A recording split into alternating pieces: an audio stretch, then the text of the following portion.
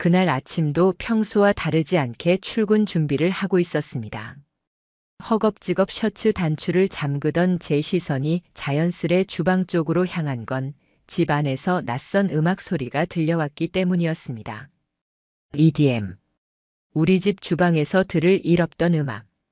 늘 조용히 뉴스를 틀어놓던 아내가 그날은 당당히 스피커로 전자음이 울려 퍼지게 해놓고 그 앞 식탁에서 아보카도 샐러드를 먹고 있었습니다. 솔직히 어안이 벙벙했습니다. 늘 생라면을 부숴 먹으며 대충 끼니를 때우던 사람이 머리까지 높이 묶고 몸매가 드러나는 요가복 차림에 샐러드를 먹으며 박자에 맞춰 고개를 끄덕이고 있다니. 평소라면 상상조차 못한 모습이었죠. 오늘도 크루나가? 저는 무심히 물었고 아내는 씩 웃으며 고개를 끄덕였습니다. 응, 오늘은 인터벌 훈련하는 날이야. 크루. 런닝 크루라고 불리는 아내의 모임이었습니다. 처음엔 그저 동네 취미 모임 정도로 여겼습니다. 회사 사람들도 등산, 자전거 동호회 같은 걸 하니까 뭐 운동 좀 한다는데 말릴 이유가 없다고 생각했죠. 그런데 이상한 건 점점 횟수가 늘어난다는 겁니다. 처음엔 주에 2~3번 정도 나가더니 어느 순간부터 거의 매일 아침 뛰러 나갔습니다. 예전에는 눈 떠서 가족 아침 챙기고 바로 출근 준비하던 사람이었습니다. 그런데 어느 순간부턴가 1시간 먼저 일어나 메이크업을 하고 향수까지 뿌리고 집을 나가는 겁니다. 뛰고 돌아온 뒤에는 늘 카페에서 크루 멤버들과 브런치를 먹고 온다고 했습니다. 저녁에는 회의가 있다는 이유로 늦게 오는 날도 잦아졌습니다. 저도 처음엔 의심하지 않았습니다. 직장 생활이 바쁘다 보니 아내 생활을 꼼꼼히 들여다볼 여력도 없었고 건강을 챙기려는 거라니 오히려 좋은 일이라 여겼습니다. 하지만 어느 순간부터 부자연스러운 변화들이 눈에 들어오기 시작했습니다. 말투, 눈빛, 웃음소리가 미묘하게 달라졌습니다. 저와 대화할 때는 무심한데 휴대폰을 볼 땐 웃음을 참지 못하고 피식거렸습니다. 결정적인 계기는 어느 날 찾아왔습니다. 그날도 아내는 운동 나간다며 향수를 뿌리고 나갔습니다. 속옷을 새로 구매한 시점과 맞물리니 마음 한켠이 불편했습니다. 결국 저는 충동적으로 현관문을 나서 멀찍이서 그녀를 따라갔습니다. 스스로도 믿기 힘든 행동이었죠. 도착한 공원에는 크루 사람들이 모여 있었습니다. 하지만 제 눈은 단번에 아내의 시선을 쫓았습니다. 그녀는 한 남자와 따로 대화를 나누고 있었습니다. 키가 크고 몸집이 단단한 남자. 말 몇 마디를 나눈 뒤 두 사람은 자연스럽게 이어폰을 나눠 꽂고 함께 러닝을 시작했습니다. 웃으며 팔을 툭 치고 서로의 시선을 맞추며 달리는 모습. 제겐 그것이 단순한 훈련이 아니라 데이트 그 자체로 보였습니다. 운동복을 입었지만 운동이 아니라 둘만의 시간을 즐기고 있었습니다. 저는 그날 한참을 얼어붙은 채로 서 있었습니다. 과장인가 싶었습니다. 괜히 의심하는 건가 싶었죠. 하지만 달리기를 멈추지 않는 두 사람 사이의 친밀감은 감출 수 없었습니다. 그날 이후 저는 아내를 다른 눈으로 보게 됐습니다. 퇴근하고 돌아오면 아내 얼굴을 마주하는 것조차 힘들어졌습니다. 그러나 의심이 깊어질수록 제 눈은 더욱 날카로워졌습니다. 휴대폰 잠금 패턴은 바뀌었고 비밀번호도 바뀌었습니다. 공유하던 태블릿도 어느 순간부터 그녀만 쓰더니 방에 들어가 이어폰을 끼고 혼자 웃곤 했습니다. 새벽에 몰래 휴대폰으로 누군가와 카톡하며 웃는 모습도 직접 목격했습니다. 저는 확신했습니다. 무언가 감추고 있다는 것을. 그리고 결심했습니다. 증거를 잡아야 한다고. 가장 먼저 착수한 건 아내의 흔적을 살피는 일이었습니다. 노트북을 열어보니 크롬 계정에 기록이 남아 있었습니다. 검색 내역에 익명 오픈 러닝크루 단체 채팅이라는 글귀가 있었습니다. 검색해보니 실제 오픈 채팅방과 카페가 연결되어 있었고 그곳엔 아내의 흔적이 그대로 남아 있었습니다. 저는 그 방에 잠입했습니다. 그 순간 등골이 서늘해졌습니다. 오늘도 나랑 뛰는 거 기대돼요? 어제 집 근처까지 같이 갔는데 심장이 터질 것 같았어요. 진짜 매력 있어요. 운동하는 여자가 이렇게 예쁠 줄 몰랐네. 그 대화는 명확히 아내를 가리키고 있었습니다. 시간, 장소, 묘사된 상황이 하나같이 맞아떨어졌습니다. 상대는 그녀가 유부녀란 사실을 알고 있음에도 관계를 이어가고 있었던 겁니다. 저는 모든 대화를 캡처했습니다. 대화 시간도 체크했습니다. 그뿐 아니라 몰래 위치 추적 앱까지 설치했습니다. 어디서 무엇을 하는지 알아야 했습니다. 며칠 뒤 거짓말 같은 상황이 밝혀졌습니다. 아내는 러닝을 한다며 공원에 간다 했습니다. GPS는 실제로 강변 공원을 가리켰습니다. 그런데 1시간 뒤 위치가 우리 집으로 표시되더군요. 잠시 후 현관문이 열렸고 헐떡이며 운동복 차림으로 들어온 아내를 보았습니다. 그런데 전화기 너머로 오늘 진짜 좋았어. 다음엔 나 혼자만 말고 너도 같이 와라는 대사가 터져 나왔습니다. 집. 제게 있어 가장 안전한 공간이자 삶의 무게를 버티게 해주던 터전이었습니다. 그런데 그 집이 이제는 누군가와의 비밀스러운 만남의 장소로 변해 있었습니다. 그날 저는 무너졌습니다. 동시에 결심했습니다. 감정이 아니라 이성을 붙들어야 한다고. 끝까지 가야 한다고. 이제부터가 시작이었습니다. 아내의 숨겨진 진실을 목격한 그날 이후 저는 마음 한구석에서 차갑게 무언가가 굳어지는 것을 느꼈습니다. 아무리 시간을 돌려 생각해도 단순한 오해가 아니었습니다. 분명히 무언가가 있었고 제게 보여주지 않은 세계가 그녀 안에서 자라고 있었습니다. 하지만 제가 깨달은 건 단 한 가지였습니다. 감정은 이제 제게 도움이 되지 않는다는 것. 분노에 몸을 맡기면 제 손에 남는 건 후회뿐일 거라는 것. 그래서 저는 다짐했습니다. 냉정해지자. 끝까지 버텨내자.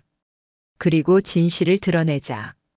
겉으론 아무렇지 않은 듯 평소와 다름없이 퇴근하고 식사하고 아이 없는 부부의 일상을 이어갔습니다. 웃음도 흘렸고 대화도 나눴습니다. 하지만 속으로는 이미 전쟁 준비에 들어갔습니다. 가장 먼저 저는 증거를 정리하기 시작했습니다. 누가 봐도 부정할 수 없는, 법정에서도 통할 수 있는 기록들을 남겨야 했습니다. 아내의 휴대폰은 이미 단단히 잠겨 있었으니 섣불리 손 떼는 건 위험했습니다. 대신 그녀의 노트북과 태블릿이 제 첫 번째 타깃이었습니다. 노트북을 켜니 크롬 브라우저에 자동 로그인된 계정부터 눈에 띄었습니다. 검색 기록에는 낯선 카페 주소와 익명 오픈챗, 운동 커뮤니티 같은 키워드가 줄줄이 남아 있었습니다. 지도 앱에는 평소와 달리 자주 방문한 기록이 찍혀 있었는데 익숙하지 않은 장소들이 눈에 띄었습니다. 강변 근처의 작은 게스트하우스, 낯선 카페. 사진 앨범은 더 충격적이었습니다.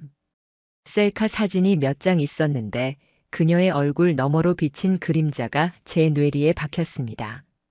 마치 일부러 찍은 게 아닌 듯 자연스레 카메라에 잡힌 남성의 실루엣. 게다가 놀랍게도 그 사진들 중 일부 배경은 제게 너무나도 익숙한 우리 아파트 단지 근처였습니다. 그 순간 느꼈습니다. 아내가 다른 남자와 우리 집 인근에서 몰래 만난다는 것. 이건 단순한 불륜이 아닙니다. 제 존재 자체를 무시하고 가정을 조롱하는 행위였습니다. 그러나 저는 혼자 힘으로 모든 걸 다 밝힐 수 없었습니다. 감정적으로 움직였다가는 단순한 다툼으로 치부될 위험이 컸습니다. 그래서 저는 냉정하게 선택했습니다. 바로 사설 탐정을 고용하는 것이었습니다. 인터넷을 뒤져 불륜 전문이라는 문구가 붙은 한 사무소에 전화했습니다. 전화를 건 제 목소리는 떨렸지만 상대는 침착했습니다. 실장이라 자신을 소개한 그는 무겁게 대답했습니다. 고객님, 자료가 조금이라도 있으시다면 저희가 빠른 시간 내에 확인 가능합니다. 저는 지금까지 모은 흔적들을 정리해 전달했습니다. 크롬 기록, 지도 위치, 사진, 채팅방 캡처까지. 그들은 예상보다 훨씬 신속하게 움직였습니다. 몇 가지 동선을 분석해 도출된 핵심은 단순했습니다. 하나, 아내는 매주 수요일 저녁 크루 외 활동을 하고 있다. 둘, 그 남자는 크루 내부 인원이 아니라 외부인, 트레이너 자격으로 들어온 사람이다. 며칠 뒤 탐정에게서 전화가 왔습니다. 목소리를 듣자마자 직감했습니다. 제 예상은 틀리지 않았다는 걸. 그는 차분히 말했지만 그 내용은 제 내장을 뒤틀리게 했습니다. 아내는 훈련이 끝난 뒤 강변 근처의 작은 펜션형 게스트하우스에 종종 들어갔다고 했습니다. 그녀는 그 남자와 나란히 들어갔고 시간이 한참 지난 후에야 따로 나왔다고. 게다가 CCTV와 출입 기록, 그리고 사진이 증거로 남아 있었습니다. 한 장의 사진에는 모자를 눌러 쓴 아내와 검은 마스크를 낀 남성이 나란히 걸어 들어가는 모습이 선명히 담겨 있었습니다. 더 충격적인 건 남자의 정체였습니다. 탐정은 차량 번호와 얼굴 사진을 토대로 그를 확인했습니다. 단순한 미혼 청년이 아니라 유부남이었습니다. 아이까지 있는 아버지. 제 아내와 같은 입장이면서 똑같이 자신의 가정을 배신한 사람이었던 겁니다. 그 순간 깨달았습니다. 이건 단순히 저만의 문제가 아니었습니다. 두 가정이 동시에 무너진 돌이킬 수 없는 배신이었습니다. 저는 더 이상 망설이지 않았습니다. 즉시 변호사 사무실을 찾았고 수집한 자료 전부를 제출했습니다. 변호사는 모든 자료를 꼼꼼하게 살피더니 고개를 끄덕였습니다. 명백합니다. 상대 남성은 기혼자임을 알면서도 관계를 유지했고 아내분 역시 혼인관계에 중대한 파탄을 초래했습니다. 이건 위자료 청구 사유가 분명합니다. 그 말을 듣는 순간 숨통이 트였습니다. 그동안 저를 미치게 만들었던 의심들이 사실로 굳어지는 순간 분노 대신 차가운 결심만이 남았습니다. 그러나 아내의 행동은 점점 더 불안해졌습니다. 마치 짐작이라도 한 듯 휴대폰을 꼭 붙들고 방에서 통화를 했고 이유 없이 나갔다가 금세 들어오는 일이 반복됐습니다. 무엇을 숨기려는지가 눈에 보였습니다. 그리고 마침내 감히 믿기 어려운 일이 제 눈앞에서 벌어졌습니다. 그날은 일부러 퇴근 시간을 앞당겼습니다. 조용히 현관문을 열었는데 낯선 남성 신발 한 켤레가 보였습니다. 그것만으로도 심장이 얼어붙었지만 거실 쪽으로 발을 옮기는 순간 화장실 문이 열리더군요. 머리가 젖은 한 사내가 수건만 걸친 채 모습을 드러냈습니다. 순간 눈이 마주쳤습니다. 그는 한순간 얼어붙더니 한마디 말도 못한 채 현관을 빠져나갔습니다. 저는 그 자리에서 아무 말도 하지 않았습니다. 그저 멍하니 현관 앞에 앉아 시간이 흐르길 기다렸습니다. 30분쯤 지나 아내가 현관을 열고 들어왔습니다. 제 얼굴을 본 그녀의 표정이 굳어졌습니다. 저는 조용히 물었습니다. 그 남자, 런닝크루에서 만난 사람이야? 처음엔 결사적으로 부정했습니다. 아니라고 오해야, 그냥 운동 친구일 뿐이라고. 그런데 제가 증거를 차례차례 꺼내놓자 그녀는 마침내 무너졌습니다. 미안해. 처음엔 진짜 아무 사이 아니었어. 근데 점점 좋았어. 나도 어쩔 수가 없었어. 그 순간의 치욕. 제 뒤통수를 때린 모욕. 가정을 내던진 그 경박함. 저는 그날로 모든 대화를 녹음하기 시작했습니다. 이제 감정은 없었습니다. 모든 건 증거였습니다. 그리고 또 하나의 결심을 했습니다. 상대 남자의 아내에게 진실을 알려야 한다는 것. 이건 우리 가정 하나만의 문제가 아니라는 확신에서였죠. 상간남의 정체가 드러난 순간 제 머릿속은 더욱 복잡해졌습니다. 그가 유부남이라는 사실은 충격이자 아이러니였습니다. 제 아내와 몰래 만남을 이어오던 그 남자 역시 저와 다르지 않게 가정을 가진 가장이었습니다. 결국 두 가정이 동시에 배신당하고 있었던 셈이었습니다. 그래서 결심했습니다. 이 싸움은 혼자서 감당할 일이 아니라고. 더 이상 저 혼자만 피해자가 아니었으니까요. 당장 상간남의 아내에게 알려야 한다는 생각이 번개처럼 스쳤습니다. 단순히 감정을 풀기 위한 게 아니라 진실을 공유해야만 했습니다. 하지만 조심스러웠습니다. 괜히 접근했다가 오해를 사면 피해가 더 커질 수 있으니까요. 최대한 정중하고 차분하게 이메일을 보냈습니다. 제 신분을 밝히고 저의 아내와 그녀의 남편 사이에 벌어지고 있는 일을 설명했습니다. 덧붙여 필요한 증거 자료 일부를 첨부했고 사실 확인을 위해 직접 만나 대화할 것을 제안했습니다. 의외로 답장은 빠르게 왔습니다. 그녀 역시 뭔가 이상하다고 느끼고 있었던 겁니다.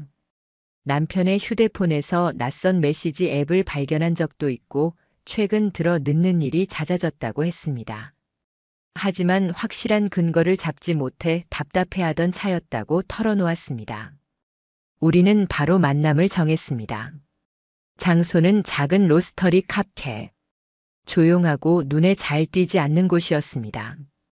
제가 준비해간 자료들을 차례대로 꺼내놓자 그녀는 처음엔 눈만 크게 뜨고 아무 말도 하지 못했습니다. 그러다 곧 손이 떨리기 시작했고 억눌러온 감정이 무너져 내리듯 눈물이 흘렀습니다. 종이컵을 부여잡은 두 손이 부르르 떨릴 정도였습니다. 혹시라도 제 착각이길 바랐어요. 그런데 아니었네요. 그녀의 한마디에 저 역시 묵직한 답답함이 턱 막혔습니다. 서로가 얼마나 닮은 상황 속에서 견디고 있었는지 그 순간 명확히 느꼈습니다. 우리는 더 이상 머뭇거릴 필요가 없었습니다. 서로의 아픔을 위로하면서도 동시에 결심했습니다. 이 관계를 끝까지 파헤치자. 그리고 반드시 책임을 묻게 하자. 그 자리에서 우리는 일종의 공동 전선을 선언했습니다. 그날 이후 우리의 협력은 본격적으로 시작되었습니다. 그녀는 남편의 행동과 패턴, 경제적인 흐름을 알려줬습니다. 저는 아내의 움직임과 확보해둔 증거들을 공유했습니다. 불륜의 퍼즐이 점점 완성되어 갔습니다. 하지만 모든 걸 법적으로 가져가려면 더 강력한 결정적 증거가 필요했습니다. 그 순간 제 손에 우연히 들어온 자료가 있었습니다. 아내가 사용하던 구글 계정이 자동으로 백업을 하고 있었습니다. 사진만 업로드되는 줄 알았는데 녹음 파일까지 저장되어 있던 겁니다. 호기심과 두려움이 섞여 파일을 열었습니다. 파일명은 날짜와 간단한 메모 형식으로 되어 있었고 몇 년 전부터 저장된 것들이 꽤 많았습니다. 재생 버튼을 누르자 처음엔 잡음 같았습니다. 사람들의 발소리, 웃음소리. 크루 활동 중 녹음된 것이 분명했습니다. 하지만 몇 개를 건너뛰던 순간 제 숨이 막혔습니다.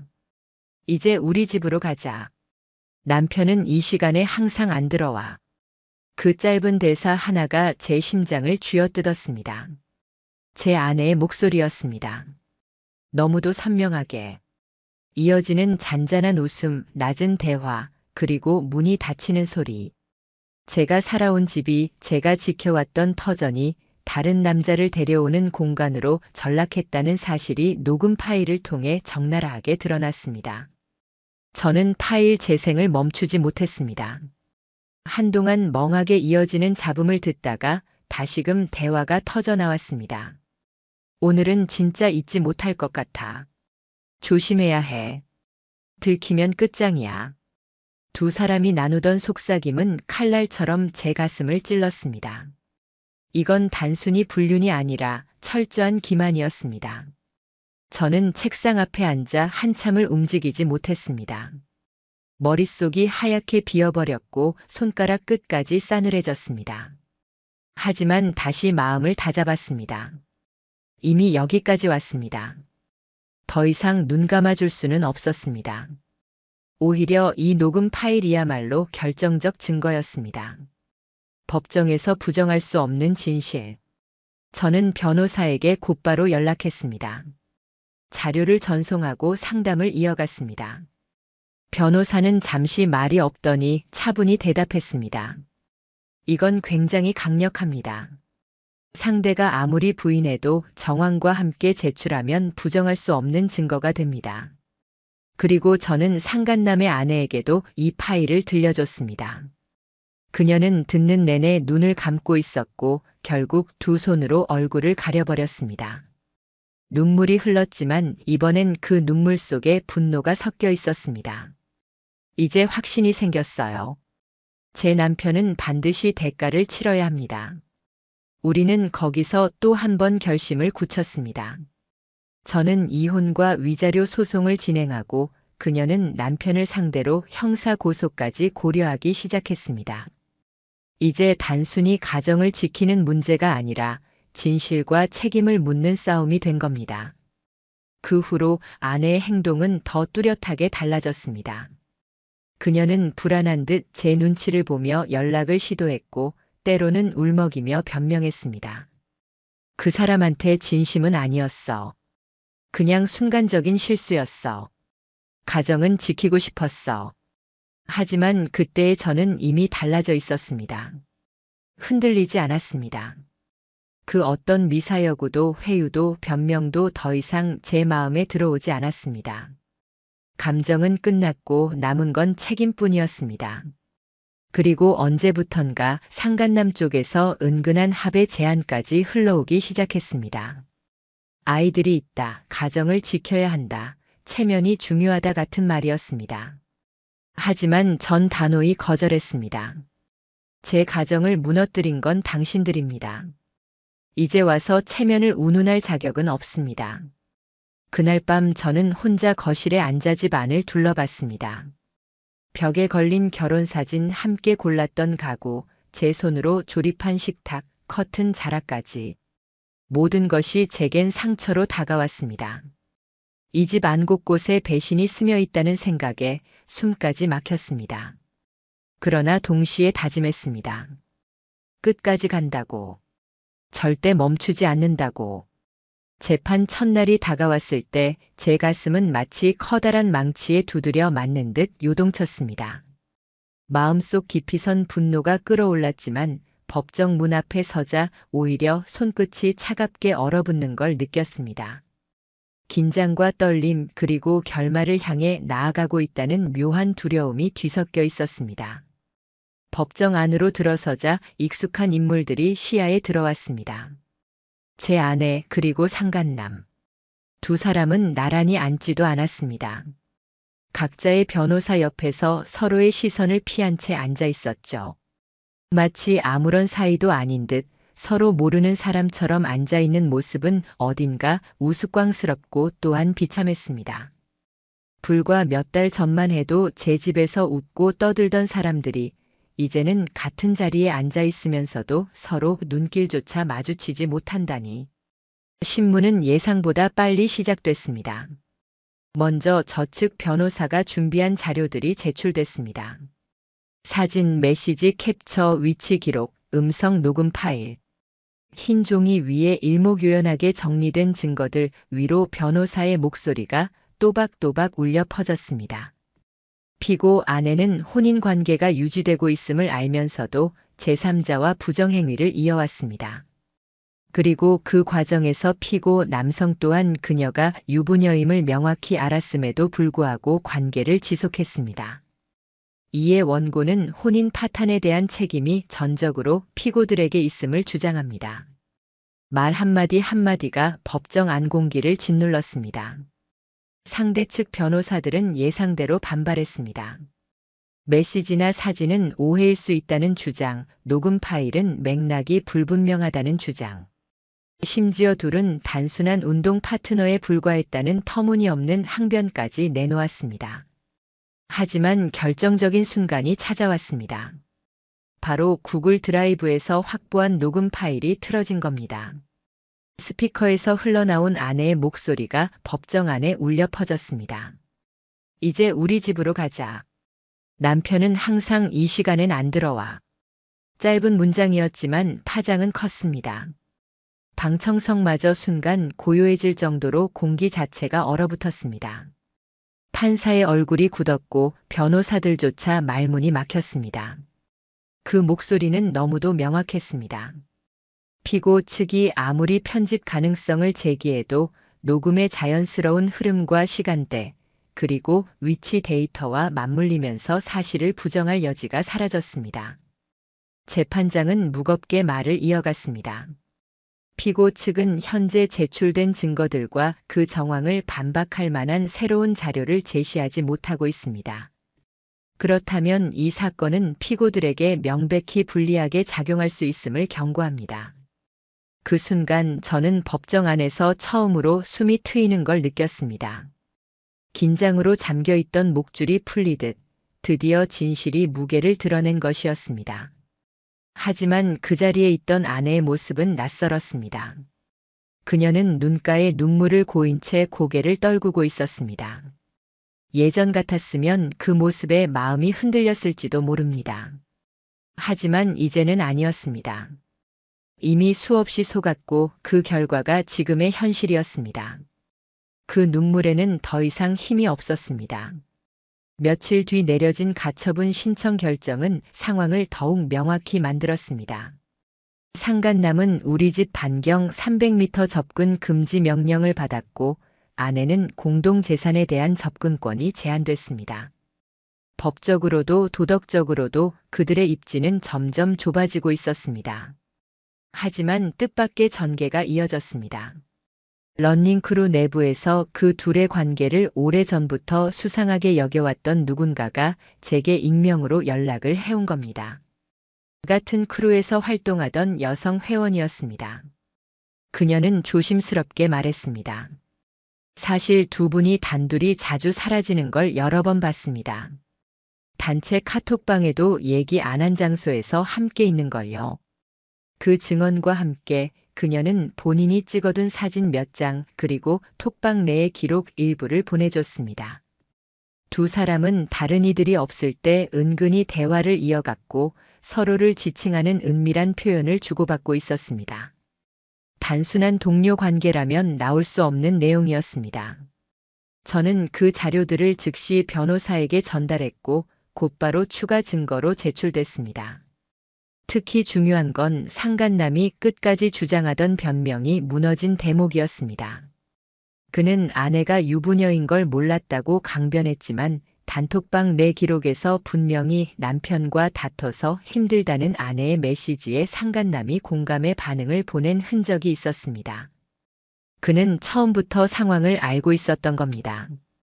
이제 승부는 기울었습니다. 상간남 측은 마지막 발악처럼 서로에게 심리적 위로를 주려 한 것뿐 육체적 관계는 과장된 추측이라는 주장을 내놓았습니다. 그러나 그 말은 오히려 허망했습니다. 법정에 제출된 사진과 출입 기록, 그리고 녹음 파일, 목격자 진술까지 포진된 상황에서 그런 변명은 공허하게 메아리 쳤습니다. 재판은 그렇게 차근차근 저희 쪽의 주장을 입증해 나갔습니다. 증거가 쌓일 때마다 상대는 점점 더 입을 다물었고 변호사조차 논점을 잃었습니다. 재판장 역시 마지막에 이렇게 말했습니다. 부정행위의 사실관계는 점차 명확해지고 있습니다. 이제는 위자료와 재산 분할, 혼인 파탄 책임 문제로 넘어가야 할 것입니다.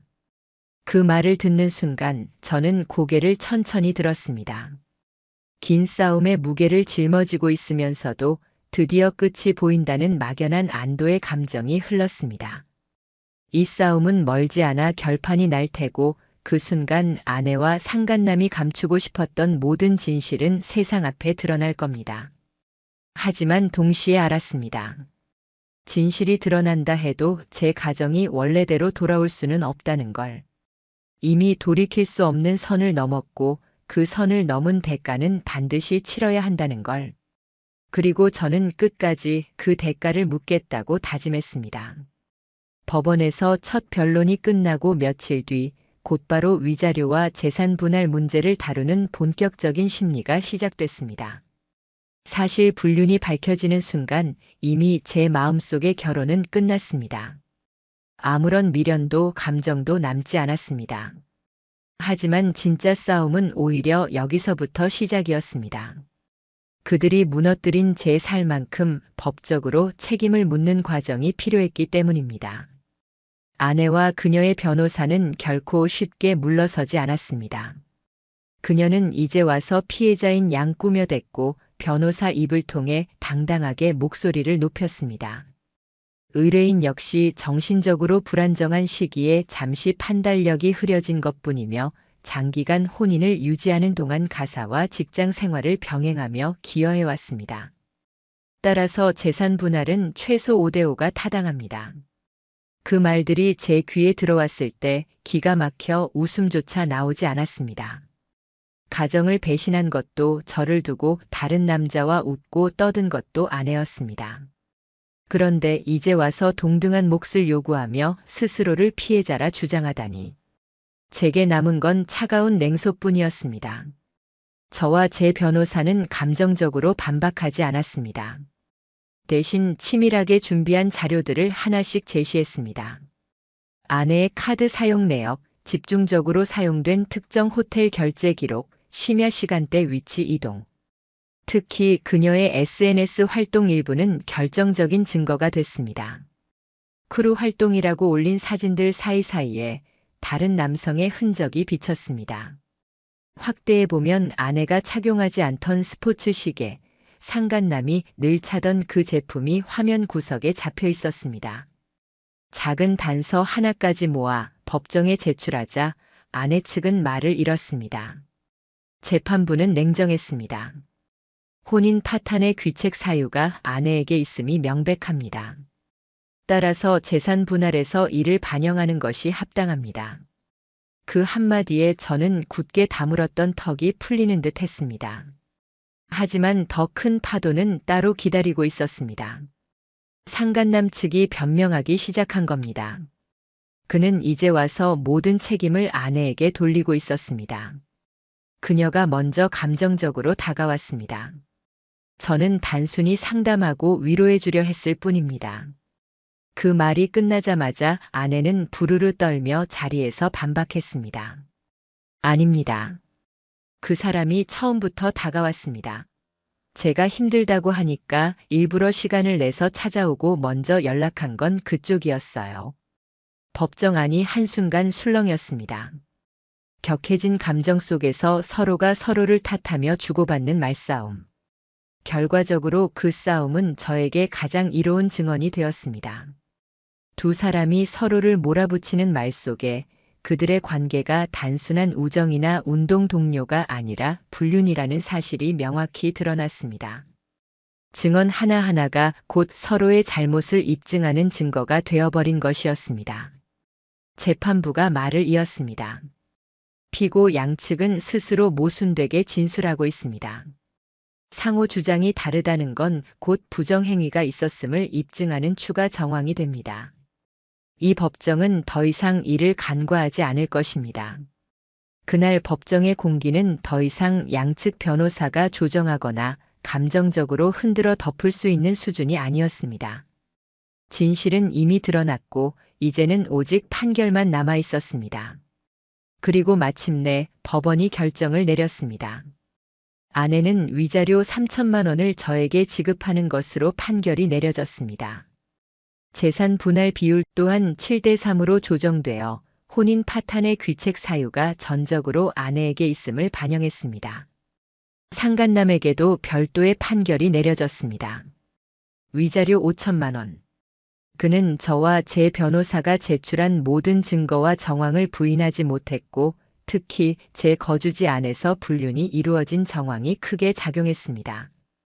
다른 사람의 가정을 그것도 그 가정의 집 안에서 무너뜨렸다는 것은 법정에서도 무겁게 다룰 수밖에 없었습니다.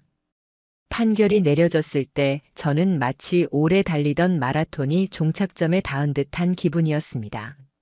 하지만 그것은 결코 짜릿한 승리가 아니었습니다. 오히려 안도와 허무가 교차하는 순간이었습니다. 제가 잃은 건 너무 많았고 돌려받을 수 없는 것들이었습니다. 하지만 최소한 책임만큼은 묻는 데 성공했습니다. 재판이 끝나고 법정을 나서는 순간 저는 고개를 돌려 아내와 상간남을 바라봤습니다. 두 사람은 같은 공간에 있었지만 더 이상 함께 웃지도 않았습니다. 재판 내내 서로에게 책임을 떠넘기며 싸웠으니 남은 건 애정도 의리도 아니었습니다. 저는 그들에게서 단 하나의 진실을 보았습니다. 끝까지 서로를 이용하다가 결국엔 남는 것이 아무것도 없는 관계. 그제야 마음속에 담아두었던 분노가 서서히 식어갔습니다. 복수심이 아니라 차갑게 흘러가는 허무. 모든 게 끝났다는 실감. 이제 남은 건 제 삶을 다시 세워가는 일이었습니다. 하지만 두 사람의 추락은 거기서 멈추지 않았습니다. 러닝크루 내부에서 불륜 사실이 알려지자 그들은 자리마저 잃게 되었습니다. 크루 대표가 공식적으로 공지를 냈습니다.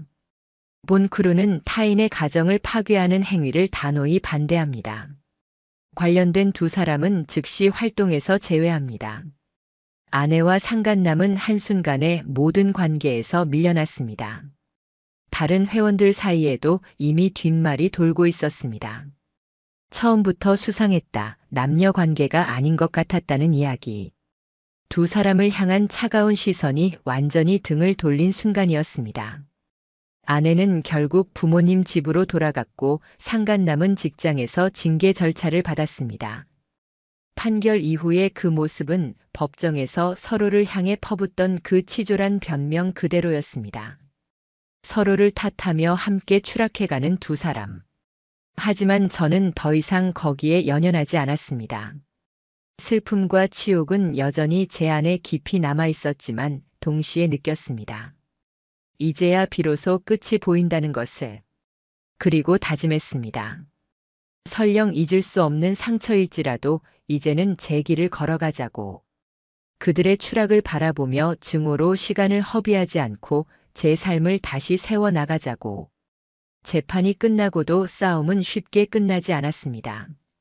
법정에서 판결을 받아내며 명확한 승리를 거두었지만 그것이 곧 제 마음속 고통까지 해결해 주는 것은 아니었습니다. 오히려 판결 이후에 찾아오는 후폭풍이 얼마나 거셀지 저는 직감으로 알고 있었습니다. 먼저 상간남의 소식이 들려왔습니다. 이미 내부 징계 절차가 시작된 그의 회사는 사건의 파장을 심각하게 받아들이고 있었습니다. 회사는 고객 신뢰와 조직 이미지를 중요하게 여기는 곳이었고 직원의 사생활이 업무에 영향을 미친 경우 결코 가볍게 넘어가지 않았습니다. 특히나 불륜이 언론 기사로까지 퍼져나갈 경우 기업 이미지에 치명적일 수 있었기에 회사는 단호했습니다. 결국 그는 해고 통보를 받았습니다. 몇 년간 쌓아온 경력도 하루아침에 무너졌습니다. 일자리를 잃은 그는 지인들에게 돈을 빌리며 연명하다가 곧 직장 동료들로부터도 철저히 외면당했습니다. 업계에서 그의 이름은 이미 가정을 파괴한 남자로 낙인 찍혔고 더 이상 재취업이 쉽지 않았습니다.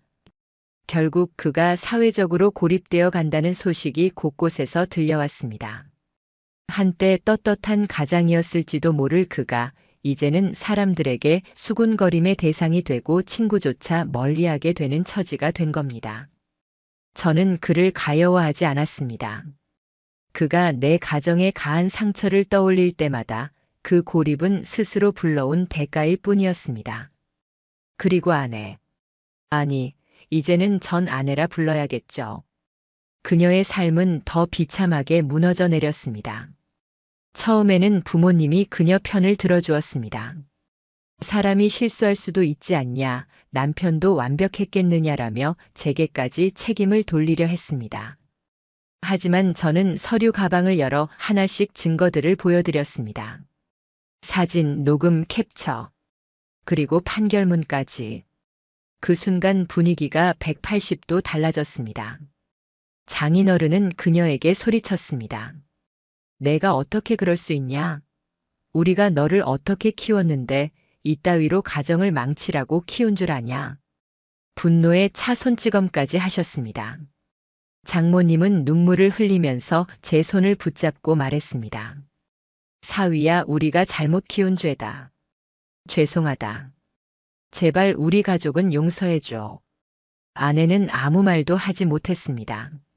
얼굴을 두 손으로 가린 채 방으로 달아나듯 들어가 버렸습니다. 그날 이후 그녀는 거의 집 밖에 나오지 않았다고 들었습니다.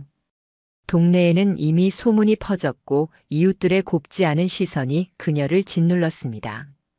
장을 보러 나가도 뒷말이 들리고 지인과 만나도 동정보다는 경멸의 눈초리가 이어졌습니다. 결국 그녀는 정신과 상담을 시작했다고 했습니다. 하지만 그 역시 그저 당장의 숨통을 위한 회피처럼 보였습니다. 저는 단 한 번도 그녀를 찾아가지 않았습니다. 궁금하지도 안쓰럽지도 않았습니다. 이제 제 삶에 그녀가 차지할 자리는 더 이상 없었으니까요. 재판 판결에 따라 지급된 위자료가 제 통장에 입금되었을 때도 저는 아무런 기쁨을 느끼지 못했습니다. 돈으로 치유될 수 있는 상처가 아니었습니다. 그래서 저는 차라리 그 돈으로 제 삶을 하나씩 정리했습니다. 그녀 이름이 적힌 모든 계좌를 닫고 명의가 함께 걸린 서류들을 갈아치웠습니다. 마치 그녀의 존재 자체를 제 기록에서 말소하듯 한 줄 한 줄 지워나갔습니다. 하지만 이상하게도 마음은 더 무거워졌습니다. 저를 괴롭히던 건 복수가 끝나고 난 뒤 찾아온 공허함이었습니다. 그래서 뭐가 남았냐는 질문 앞에서 저는 대답을 찾을 수 없었습니다. 그런데 충격은 한 번 더 찾아왔습니다.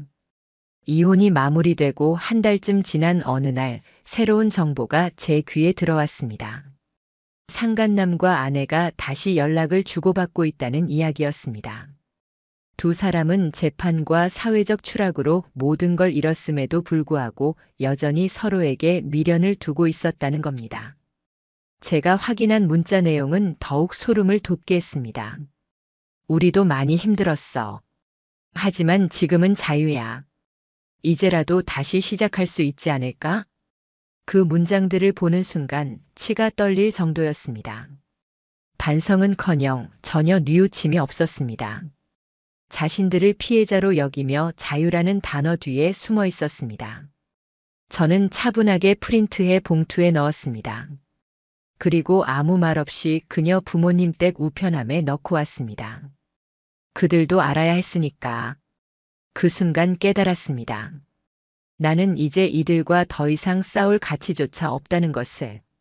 제 인생에서 그들은 이미 끝났고 그저 스스로 무너져 내려가는 길밖에 남지 않았다는 것을. 그들이 어떤 처지가 되든 제가 신경 쓸 필요는 없었습니다. 저는 이미 절차상 이기고 끝을 보았고 남은 건 제 삶을 바로 세워가는 일이었습니다. 그럼에도 불구하고 상처는 참으로 오래 가더군요. 집안 곳곳을 돌아보다 보면 불현듯 그들의 웃음소리가 다시 들리는 것 같았고 함께 보았던 풍경 속에 두 사람이 스며든 것 같은 기분이 들어 심장이 철렁 내려앉곤 했습니다. 그래도 저는 달라져야 했습니다.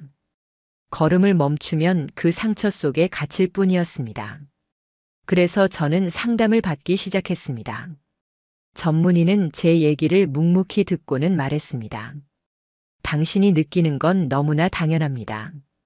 하지만 중요한 건 그 상처 위에서 새로 사는 법을 배우는 겁니다. 저는 운동을 시작했습니다. 아이러니하게도 달리기를 택했습니다. 아내가 불륜의 시작을 달리기에서 찾았다면 저는 회복의 시작을 달리기에서 찾고 싶었습니다. 처음엔 숨이 넘어갈 듯 힘들었지만 어느 날 문득 이렇게 생각이 들었습니다. 아이러니하다. 같은 달리기인데 그녀에겐 타락이 되었고 내겐 치유가 되네. 땀으로 얼룩진 러닝 셔츠를 입고 공원 끝자락에 앉아 있을 때 저는 처음으로 미소를 지었습니다. 아내도 상간남도 이제 제 이야기에 존재하지 않았습니다.